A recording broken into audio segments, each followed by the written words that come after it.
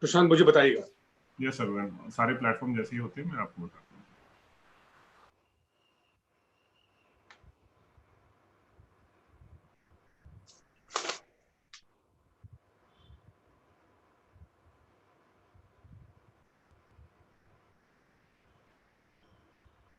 Yes, sir, we are live on all platforms. नमस्कार दोस्तों, आप सभी का आज की प्रेस वार्ता में स्वागत है। इतवार के दिन कुछ बहुत ही महत्वपूर्ण विषय के साथ हम आपके समक्ष उपस्थित हुए हैं।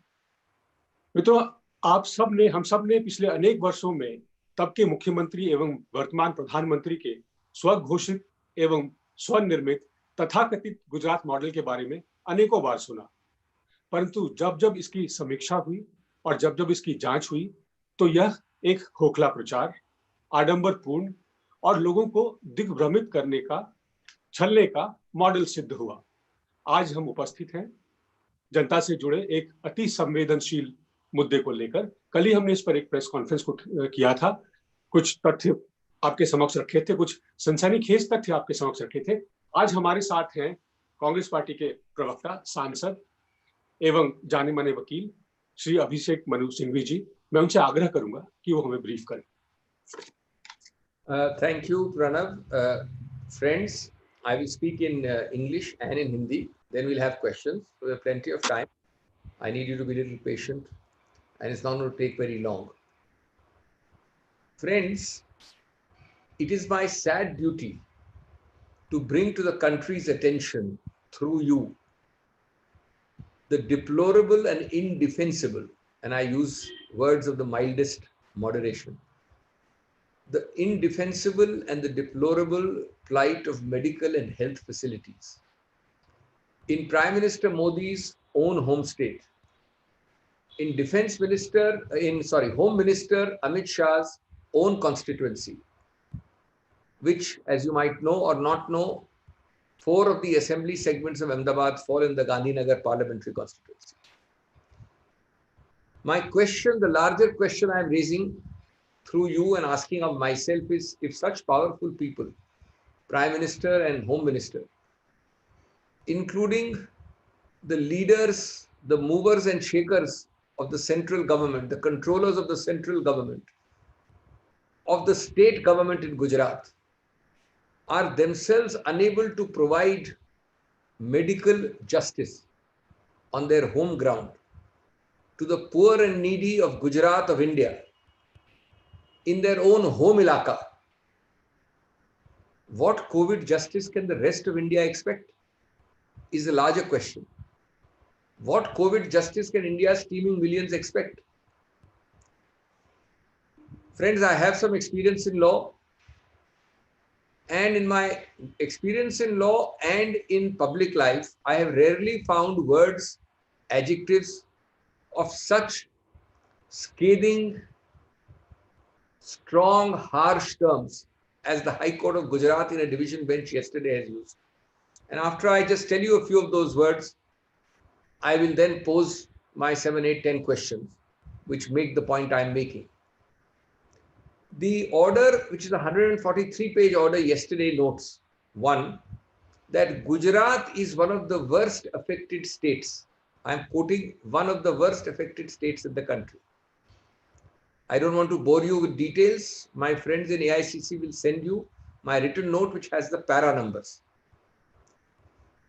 Second, quote again, lack of PPEs, shortage of ventilators, ICUs and isolating wards, quote unquote. Third, conditions at Civil Hospital Ahmedabad, which is the main government hospital in Ahmedabad, quote unquote, pathetic. They are not my words. Fourth, I again quote, again the quote starts down. The Civil Hospital Ahmedabad contributes to 62% of total deaths. Now here you must know 62% is 62% of total deaths in Ahmedabad happen in one hospital, Civil Hospital Ahmedabad.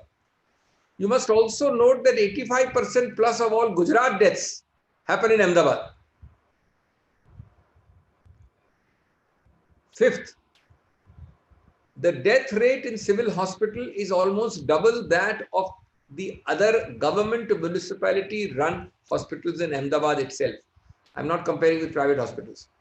Government hospital and government hospital double, 13% there and 6.5%, 7% here. Next quotation, complete lack of critical care, quote unquote. Again, quote unquote, no single command and control structure in civil hospital Ahmedabad. Then again paraphrasing, but virtually a quote. The health minister of Gujarat does not seem to be aware of what is going on, nor appears to have ever visited the hospital. Most important, friends, this is in para 90, page 96. I'm quoting, the hospital is as good as a dungeon, tehkana, maybe even worse than a dungeon, unquote. This is the High Court's words, not mine. Tehkana, of course, is my Hindi word, but the High Court word is as good as a dungeon, maybe even worse than a dungeon. Next, seventh, private testing of COVID, even by authorized private institutions, has been banned by the government of Gujarat. I'll be commenting on this shortly. Amazing. Even by those private institutions authorized by government of Gujarat, they cannot do private testing unless it is done at government hospitals, and the government hospitals say that we are completely full up. Next is a very interesting argument in quotations. I'm reading the quotation. Government of Gujarat's argument was that, it is a quotation, more number of tests which lead to 70% of population testing positive for COVID would lead to fear psychosis, unquote. Of course, this remarkable, bizarre argument was rejected by the High Court, but I am quoting the argument to you. So friends, in a nutshell, I'll give you 10 examples or 9 examples. High Court remarks, as I said, in my law experience and public life experience, some of the severest, most scathing, most harshest strictures which High Courts ever pronounce or use. References additionally reported in the press have been made to sinking of the Titanic, quote unquote, extremely bad shape, quote unquote, and the attempts of the government to, quote unquote again, artificially control the data, the number of cases in the state of Gujarat. Now, friends, in the light of this, I have 7, 8 questions, very pointed, and I'll end there. And this is very short, but they're very important for the nation, for Gujarat, for the Prime Minister, for the Home Minister, for the Chief Minister, for the ministers of the central government and the Gujarat government. And they are all questions of the people of India and the people of Gujarat. 1, are these great Mahanubhavs, these leaders, controllers, movers and shakers of central government and state government, even aware of what is happening in their home state, is my first question. Partially, with the state government, these High Court seems to think they are not. Second, my question, not the High Court's.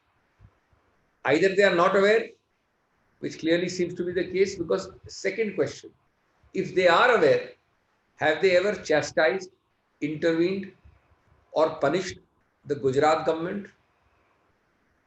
Or has the Gujarat government got the COVID immunity vaccine, which nobody has, merely because it is a BJP ruled government?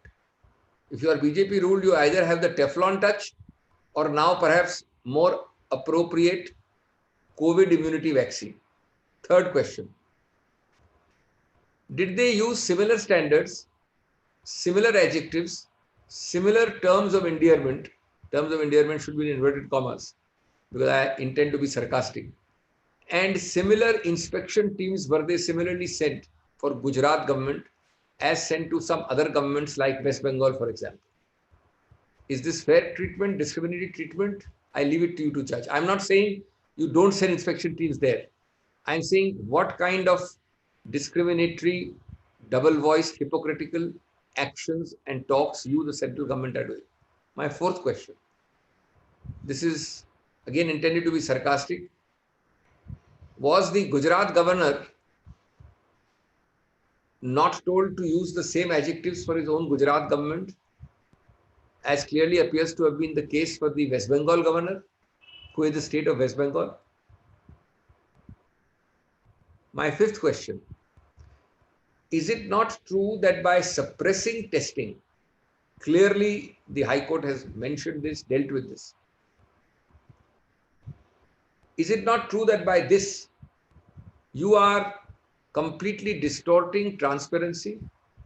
You are critically compromising the true nature of the problem. And are you not misrepresenting to the populace of Gujarat and India? For what I don't know, obviously for personal image. My sixth question. Close on the heels of the so-called non-existent ventilator, about which you were apprised yesterday by AICC. I call it the non-existent ventilator scam. Close on that, I am now directly asking you, why are you selling N95 masks at 65 rupees per mask? 65 rupees per mask. Admittedly, you meaning Government of Gujarat through Amul. Amul is the distributing agency. Whereas again, admittedly, your procurement cost is rupees 49.61 paisa per mask. That, friends, is a direct profit arbitrage of 31%. My seventh question. Why is it that the Government of Gujarat, look at this, I mean, it would be again funny if it was not tragic.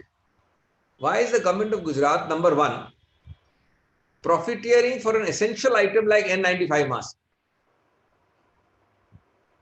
In COVID times, they are profiteering on an arbitrage of 31% from an N95 mask, 65 rupees versus 49 rupees. Secondly, they are levying steep penalty on those who venture out in public without a mask. This is the double whammy. The triple whammy is they are making public hospital spaces like City Hospital Ahmedabad, about which we just talked, death traps. Not treatment and curative spaces, they are making it death traps. The High Court said worse than dungeons. Dungeons. Tosha khana nahi, tehkana. Aur tehkana aam tehkana nahi, घृणात्मक tehkana. And the fourth whammy, having a separate ventilator scam, about which details I will not repeat. Friends, the question is, can Gujarat, can India afford a quadruple whammy? Hitting you on all four sides. During COVID times, the common man of Gujarat and the common man of India is asking the question through you. So friends, I've asked you these 8-9 questions through you. The sad, tragic part is that while the nation seeks answers, we are pessimistically sure that it will get none. दोस्तों, ये मेरा दुखद कर्तव्य है कि मैं आपके समक्ष कुछ ऐसे तथ्य रखूं जो ऑब्जेक्टिव रूप से न्यायपालिका ने लिखे हैं, और उसके बाद मैं राष्ट्रीय हित, गुजरात हित, जनहित के 8-9 प्रश्न आपके जरिए पूछता हूं जो सीधा संपर्क रखते हैं आज जो स्थिति है उस प्रदेश की, जिसको प्रधानमंत्री का प्रदेश कहा जाता है, उस इलाके, उस कॉन्स्टिट्यूएंसी को जो अधिकतर माननीय गृह मंत्री, और याद रहे गृह मंत्रालय कोविड की इंप्लीमेंटिंग एजेंसी है कई चीजों के लिए, का संसदीय क्षेत्र का एक बड़ा हिस्सा है। ये मेरा दुखद कर्तव्य है कि मैं आपके समक्ष एक सोचने नहीं वाली, जिसका कोई समर्थन अपने स्वप्न लोक में भी नहीं कर सकता, ऐसे तथ्य रखूंगा। प्रधानमंत्री के गुजरात प्रदेश के विषय में और गृह मंत्री अमित शाह जी के संसदीय क्षेत्र की 4 कॉन्स्टिट्यूएंसी जिस क्षेत्र में पड़ती हैं, अहमदाबाद के विषय, और आपसे जो ज्यादा व्यापक प्रश्न पूछना चाहता हूं आपके जरिए वो ये है कि क्या जब इतने बड़े लीडर्स, इतने सशक्त सरकार के सभी येन केन प्रकारेण सभी यंत्र को कंट्रोल करने वाले गुजरात सरकार के भी और केंद्र सरकार के भी महानुभाव अपने खुद के प्रदेश में, अपने खुद के इलाके में इस प्रकार का अन्याय कर सकते हैं, मेडिकल इनजस्टिस,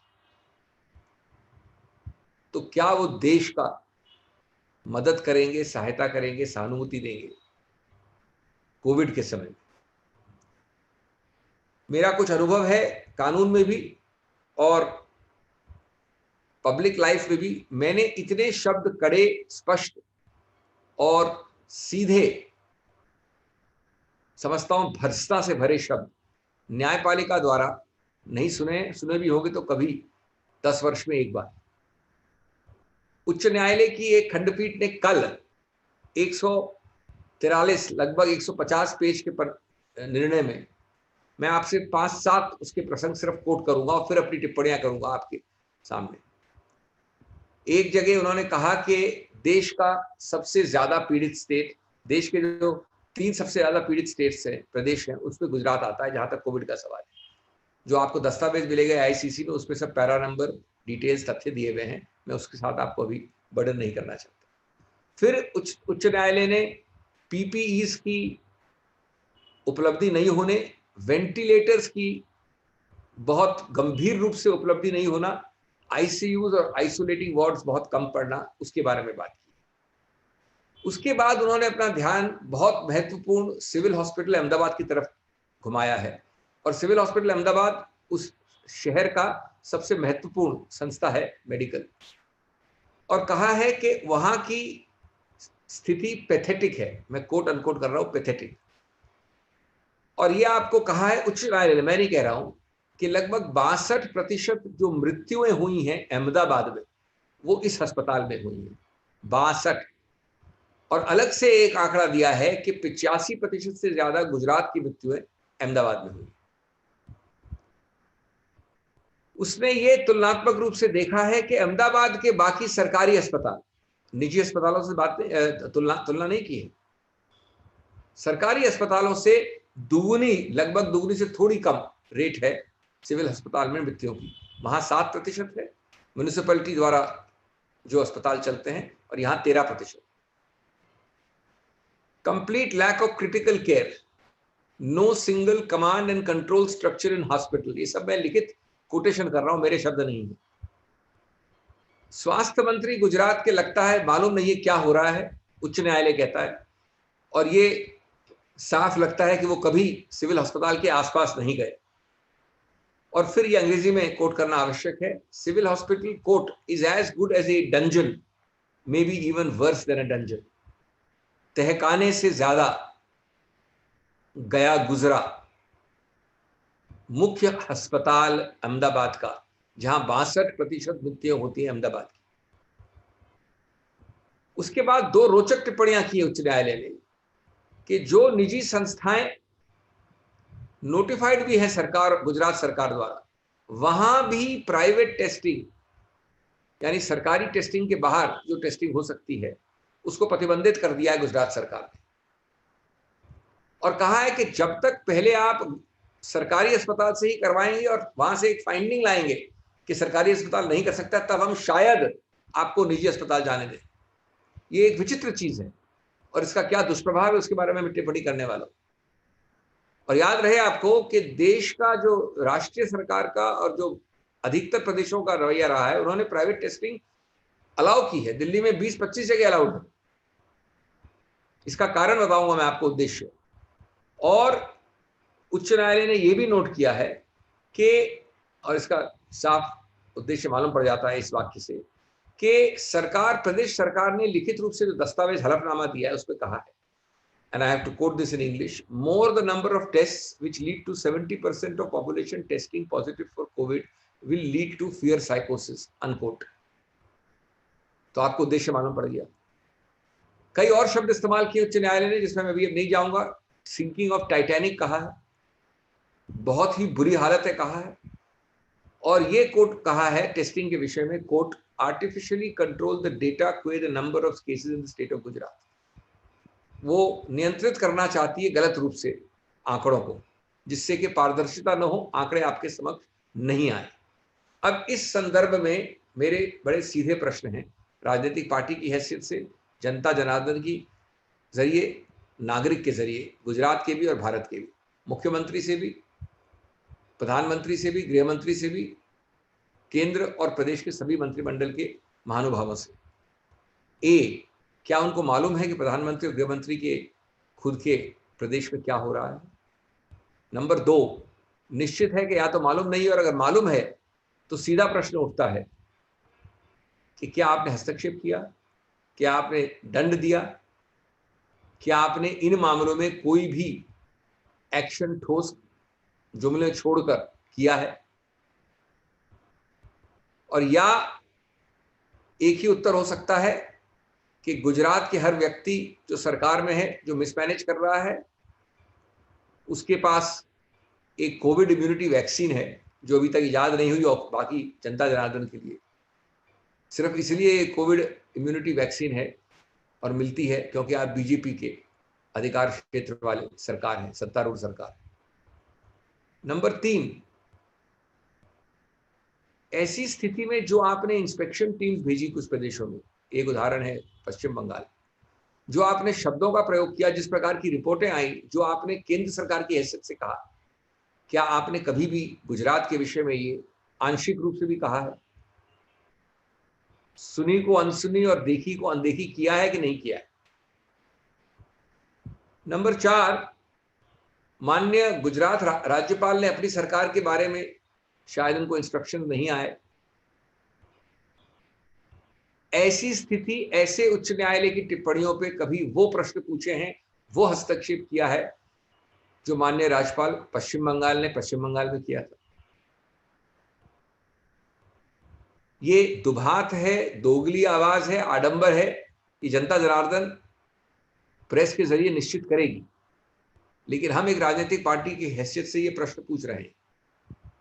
ये कैसा है व्यवहार? हम उस इंस्पेक्शन टीम की त्रुटि नहीं कर रहे हैं, अगर कहाँ कहीं गलती है तो करिए, लेकिन समान रूप से देश में क्या कर रहे हैं आप? राजनीति खेल रहे हैं क्या? पांचवा, कि आपने ये टेस्टिंग को सप्रेस करके, दबाकर, झुठलाकर, यानी जहां पर निजी संस्थाएं नोटिफाइड है वहां भी प्रतिबंध लगा दिया है। आप पारदर्शिता का क्या कर रहे हैं? क्या आप जानबूझकर एक झूठा चित्रण करना चाहते हैं पर्सनल इमेजेस को बचाने के लिए, प्रधानमंत्री की, गृह मंत्री की, महानुभावों की? क्योंकि आपके दस्तावेज हलफनामे ने स्पष्ट कह दिया है कि फियर साइकोसिस हो जाएगा अगर सही आंकड़े टेस्टिंग के आगे आ जाएं तो, और उच्च न्यायालय ने उसको निरस्त किया है, नकारा है, रिजेक्ट किया है। तो अपने खुद की निजी इमेज के लिए आप देश और गुजरात की जनता से खिलवाड़ कर रहे हैं क्या? मेरा छठा प्रश्न उसी श्रृंखला, उसी रेखा का एक अगला उसकी एक कड़ी है, जिसके बारे में कल आपसे बात हुई, जिसको हम नॉन एग्जिस्टेंट वेंटिलेटर कहते हैं। उसके स्कैम के बारे में कल चर्चा हुई थी एआईसीसी से। तो मैं आज एक और स्कैम की बात कर रहा हूं। कृपया हमसे आप बताएं देश को कि N95 मास्क को स्वीकार किया है कि गुजरात सरकार एडमिटेडली 65 रुपए प्रति मास्क बेच रही है, और साथ साथ ये भी स्वीकार किया है कि इस मास्क को लाने और बेचने के लिए जो उनको कॉस्ट पड़ रही है, कीमत, वो है 50 रुपए में 40 पैसे कम, 49 रुपये 60 पैसे। ये होता है सीधा मुनाफाखोरी, प्रॉफिटियरिंग 31% की। किस विषय में? कोविड के विषय में, मास्क के विषय में। अब आप देखें, एक मजाकिया होती वैसे तो बात, लेकिन ये दुखद है, ट्रेजिक है, आम समय पे मजाकिया होती। एक तरफ आप बहुत जबरदस्त पेनल्टी लगाते हैं उनके ऊपर जो बाहर निकल आते हैं बिना मास्क के, दूसरी तरफ आप 49 रुपए की चीज को 65 रुपए में बेचते हैं, मुनाफाखोरी करते हैं। सरकार की बात कर रहा हूं, व्यापारी की नहीं। और ये सब स्वीकार है, आंकड़े स्वीकारित हैं। तीसरा, आपके जो सरकारी जगह हैं, सिटी हॉस्पिटल जैसे, उनको ठीक करने के अस्पताल से आपने मृत्यु दंड देने वाली संस्थाएं बना दी। वो मृत्यु दंड करार करती, उच्च न्यायालय का सीधा आज निर्णय है कल का। और चौथा, आप वेंटिलेटर स्कैम भी किया है, जिसके बारे में विवरण और विस्तार से बात कल हुई थी। तो इन 4 चीजों को मैंने क्वाड्रुपल वहमी कहा है। चारों दिशाओं से, चारों तरफ से आप आम आदमी को, गुजरात के आम आदमी को, भारत के आम आदमी को इस प्रकार से डंडा चला रहे हैं, पीड़ित कर रहे हैं, दंडित कर रहे हैं, शोषित कर रहे हैं। कोई जवाब तो दीजिए। ये पूरा देश जवाब मांग रहा है, गुजरात की जनता जवाब मांग रही है, लेकिन दुर्भाग्य है कि हमें विश्वास है कि ये जवाब आने वाला नहीं है। धन्यवाद। धन्यवाद सर। मैं आग्रह करूंगा कि हम सवाल को पहले सुओ मोटो पर ही रखेंगे। कृपया करके एक एक करके मुझे इंगित करें कौन पूछना चाहता है।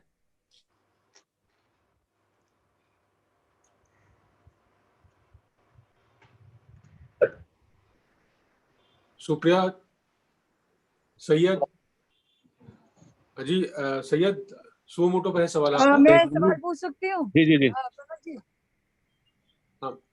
सिंघवी साहब, मैं ये पूछना चाह रहा था कि आपने बंगाल का जिक्र किया कि बंगाल के गवर्नर बहुत ज्यादा प्रोएक्टिव है और ममता बनर्जी से सवाल पूछ रहे हैं।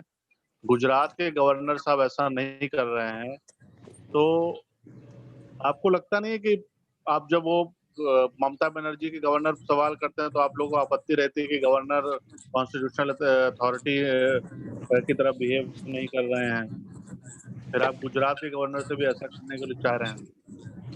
देखिए, मैंने दो बातें कही जिसको आप सीधा समझ लें। एक, कि जहां कुछ ऑब्जेक्टिव तथ्यों पे गलत है वहां बिल्कुल इंस्पेक्शन, छानबीन और सुधार होना चाहिए। नंबर दो, सुधार केंद्र और प्रदेश सरकार के स्तर पे होता है, गवर्नर राज्यपाल के स्तर पे नहीं। इसलिए इसमें कोई दो राय नहीं कि कहीं का राज्यपाल अगर इस प्रकार की चिट्ठियां लिखे जो पश्चिम बंगाल से आएंगे वो बिल्कुल गलत है, असंवैधानिक। नंबर तीन, आज हम उसका समर्थन या उसकी निंदा नहीं कर रहे हैं, हम आपको आडंबर, दोगली आवाज और दोहरे मापदंडों की बात कर रहे हैं। हम आपको इस बात से अवगत करवा रहे हैं कि राष्ट्रीय केंद्र सरकार का किस प्रकार से दो दो आवाजें होती हैं, दो दो मोहरे होते हैं, राजनीतिक स्टैंडर्ड्स में कितना आडंबर है, इसकी बात कर रहे हैं। वहां आपको लगता है तो आप करिए, खैर वहां भी राज्यपाल नहीं कर सकता है, संवैधानिक नहीं है, कहीं भी नहीं, प्रदेश में नहीं।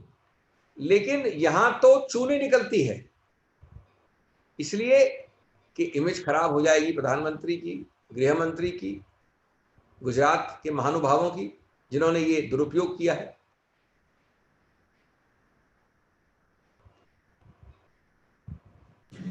अगला सवाल सुप्रिया, प्लीज कमेंट।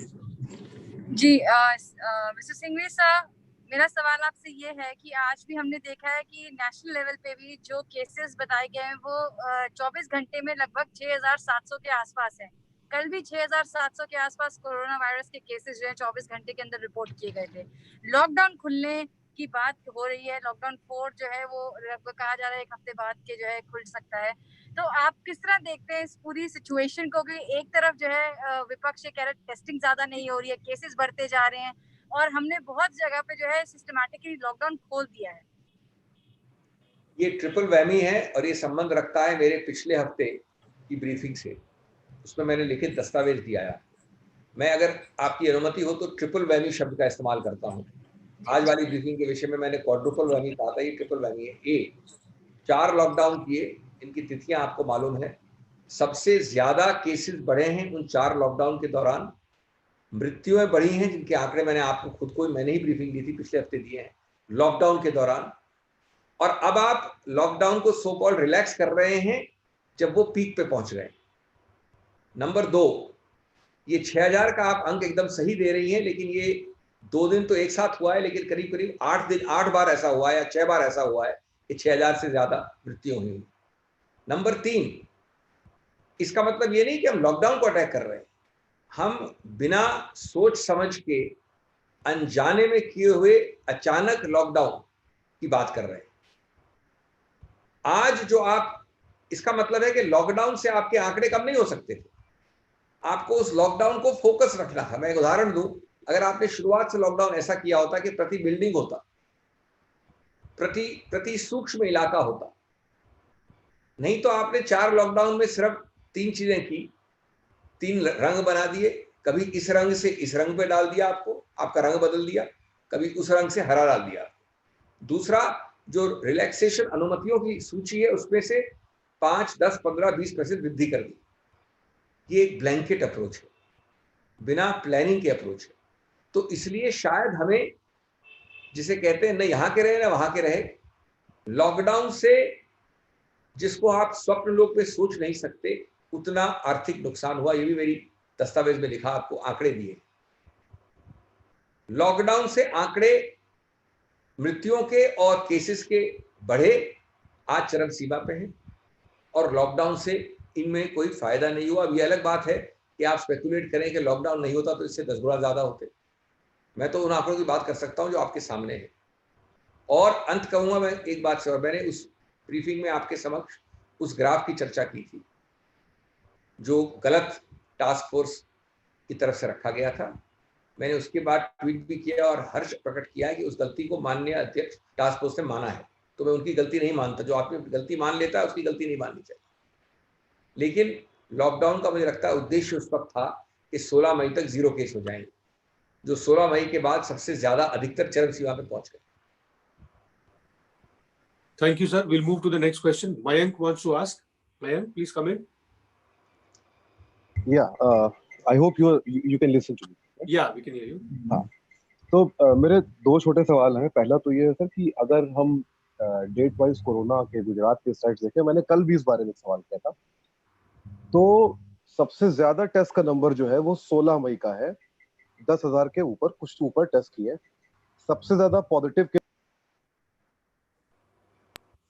और उसके बाद से हर रोज लगभग 5, 5,500, 6,000 टेस्ट ही हो रहे हैं, और उसी हिसाब से पॉजिटिव नंबर्स हैं। यानी कि मेरा सवाल कल भी ये था कि क्या ये शक है आपको कि जानबूझकर कम टेस्ट किए जा रहे हैं जिससे कि नए पॉजिटिव केसेस के नंबर को कम दिखाया सके? एक दूसरा ये कि गुजरात में जो हेल्थ सर्विसेज का हाल है वो जाहिर है कि कोरोना की वजह से नहीं हो गया है इतना बुरा। तो ये जो पूरा पिछले 15-16 साल का, 17 साल का जो गुजरात मॉडल है वो एक मिथ है जो कोरोना ने तोड़ दिया है। ये दो सवाल है। देखिए, जो पहला हिस्सा है आपके प्रश्न का वो मैंने पूरी तरह से पिछले प्रश्न के विषय में उत्तर दे दिया, आप उससे लिंक कर लें, मैं दोहराऊंगा नहीं एक शब्द भी। जी। तो उच्च न्यायालय ने, न आपने, न मैंने, न किसी पार्टी ने फाइंडिंग दी। आप समझिए इसका क्या मतलब है, क्या अभिप्राय, कोई छोटी मोटी चीज नहीं है। उन्होंने हलफनामा, सिर्फ कोई चिट्ठी नहीं या मौखिक नहीं, हलफनामा होता है जिसके अंतर्गत आप जेल जा सकते हैं अगर झूठ बोले तो। हलफनामे में कोट किया। मुझे तो अजीबोगरीब बात लगती है, मजाकिया लगती है। अगर ये कोविड नहीं होता तो मजाक हंसी की बात थी कि सरकार गुजरात की कहती है उच्च न्यायालय को कि भाई अगर हम ये टेस्टिंग अलाउ कर दें, अनुमति दे दें निजी सेक्टर में, तो सच्चाई बाहर आ जाएगी, केसेस की वृद्धि हो जाएगी और इससे कोट अनकोट फियर साइकोसिस हो जाएगी। अब मैं इससे ज्यादा बोल सकता हूं या आप इससे ज्यादा प्रश्न पूछ सकते हैं? ये एडमिशन है कि दबा के रखो। जब आप अपने शुतुरमुर्ग होता है, जब उसको अपना मुंह अंदर डाल देता है और सामने से कोई बहुत भयानक राक्षस आ रहा है, उसको मालूम ही नहीं पड़ता, वो खुश रहता है अपने अंदर, उसको क्या फर्क पड़ता है कौन है बाहर। तो जब आप टेस्ट ही नहीं करेंगे तो आप अपने खुश रहिए, जहां भी हैं, स्वप्न लोक पे रहिए, मुंगेरी लाल के या किसी और के। ये हलफनामा है। नंबर 3, गुजरात मॉडल से ये प्रेस कॉन्फ्रेंस शुरू की थी। ये गुजरात मॉडल की तो उदाहरण है इस प्रेस कॉन्फ्रेंस। आप किसी प्रदेश या भारत के स्वास्थ्य के स्ट्रक्चर को तो जाहिर है महीने, 2 महीने, 3 महीने में रिवैम्प नहीं कर सकते। और हम ये भी नहीं समझते हैं कि हम कोई आपसे 100% रिवैम्प मांग रहे हैं। लेकिन यहां तो उच्च न्यायालय ने न्यूनतम स्टैंडर्ड से कहीं नीचे, यानी न्यूनतम से नीचे पाताल होता है सर, न्यूनतम से नीचे और कुछ होता है, पाताल होता है। डंजन का मतलब क्या होता है? डंजन रहने वाले लोगों के लिए पताल है, उसके नीचे वाला पताल में सिर्फ जानवर रहते हैं। अब डंजन जब कह रहे हैं तो आप गुजरात मॉडल समझ लीजिए क्या है। Titanic, dungeon, no minister has gone, ये गुजरात मॉडल है आपके समक्ष। मेरा पूरा उद्देश्य इसको गुजरात मॉडल का ही था और है क्या आपको जो ब्रीफ करने का है। धन्यवाद सर। अगला सवाल संदीप स्वरपर का है, वर्तमान से। संदीप। नमस्कार सिंघवी जी, मैं संदीप बोल रहा हूँ वर्तमान न्यूज़पेपर से। आप बंगाल से MP भी हैं। ये परसों प्रधानमंत्री जी बंगाल गए थे एमपेन देखने के लिए, जो हुआ है हादसा, लेकिन वहाँ सिर्फ 1,000 करोड़ रुपया दिया है। लेकिन कोविड के मुकाबले में जो चीफ मिनिस्टर ममता बनर्जी ने बार बार पैकेज मांग रहा है, अदर स्टेट्स भी मांग रहा है, लेकिन उसके बारे में उन्होंने वहाँ कुछ भी नहीं बोला। और ऊपर से जो आपने सवाल उठाया कि राज्यपाल और स्टेट बीजेपी की तरफ से क्रिटिसाइज किया जा रहा है, जहाँ की गुजरात ये छुपा जा रहा है। Your comments. देखिए, जहां तक आपका दूसरा प्रश्न है, जो आपके प्रश्न का दूसरा हिस्सा है, वो मैंने बड़ा स्पष्ट आपको कह दिया है प्रेस कॉन्फ्रेंस में। आडंबर से ओतप्रोत, दोगली आवाज, डबल स्टैंडर्ड्स, इसमें कोई दो राय नहीं है। दूसरा मैंने कह दिया है कि कहीं के राज्यपाल, एबीसी की बात नहीं है, अगर इस प्रकार से चिट्ठियां लिखे और हस्तक्षेप करे तो वह संवैधानिक है। मेरे को उस पर कोई दो राय नहीं है, अलग राय हो सकती किसी और की। तीसरा, माननीय प्रधानमंत्री गए, अच्छी बात है, लेकिन माननीय प्रधानमंत्री ने न ऊंट देखा और न जीरे का साइज देखा। ऊंट का साइज भी नहीं देखा और मुट्ठी में या उंगली में जो जीरा था उसका साइज भी नहीं देखा। आज 1,000 करोड़ अपमान भी है और मजाक भी है पश्चिम बंगाल के साथ, मुझे कोई हेजिटेशन नहीं है कहने में। अपमान भी है और मजाक भी है। वहां पर कम से कम अनुमान होता है 1 लाख करोड़ का, और मैं 1 लाख करोड़ मैं नहीं समझता कि मांगना चाहिए या देगा केंद्र सरकार, न मैं उसको उचित समझता। लेकिन 1 लाख करोड़ और 1,000 करोड़ के बीच में जो खाई है, उसको कुछ तो आप बांटेंगे कि नहीं? उस खाई के आप 10, 20, 25% आगे जाएंगे या वो खाई ऐसी की वैसी रहेगी? तो मैं इसकी भर्त्सना करता हूं। मैं समझता हूं कोविड के दौरान ये चीज होना पश्चिम बंगाल में, और उसके बाद ऊंट के मुंह में जीरा और ये आंकड़ा आपका बोलना अपमान है और मजाक है उस प्रदेश के हर वासी के साथ।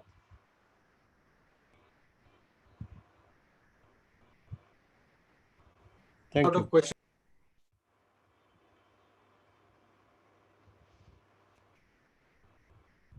आवाज नहीं आ रही है। मैं कह रहा था sir, I have run out of question now, और अगर और कोई सवाल पूछने वाले हो, विनीत जी, संजीव जी।